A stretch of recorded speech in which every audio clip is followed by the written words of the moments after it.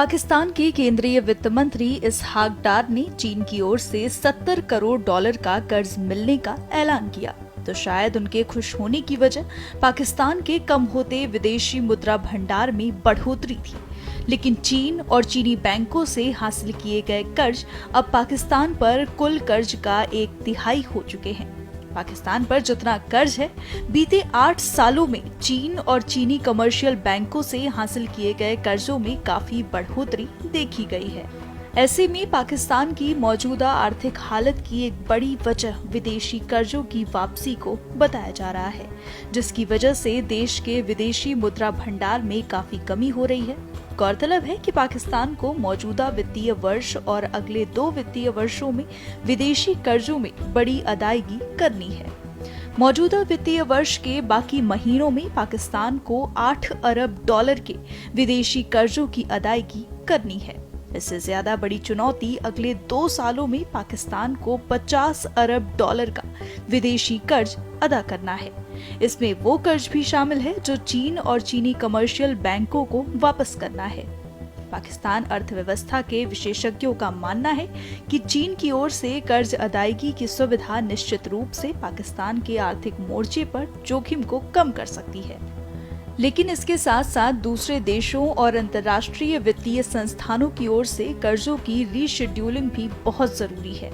मौजूदा सदी के पहले दशक में पेरिस क्लब के सदस्य देशों द्वारा किए गए कर्ज का अनुपात पाकिस्तान के कुल कर्ज का बड़ा हिस्सा था।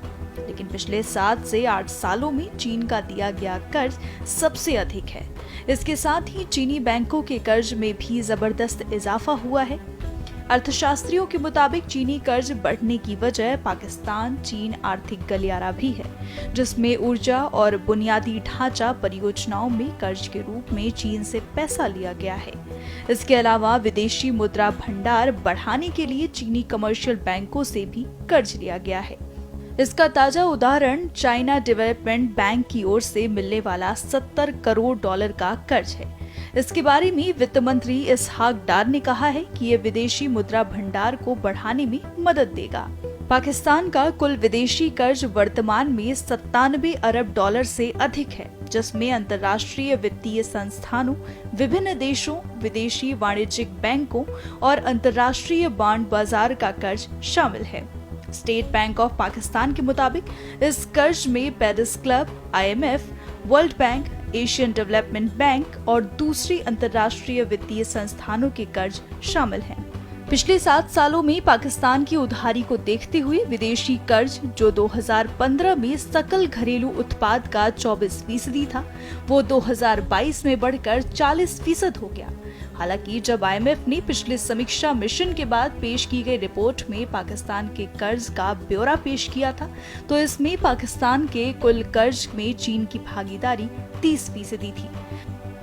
IMF के अनुसार चीनी सरकार ने अब तक $23 अरब का कर्ज दिया है, जबकि चीनी वाणिज्यिक बैंकों ने अब तक लगभग $7 अरब का कर्ज दिया है।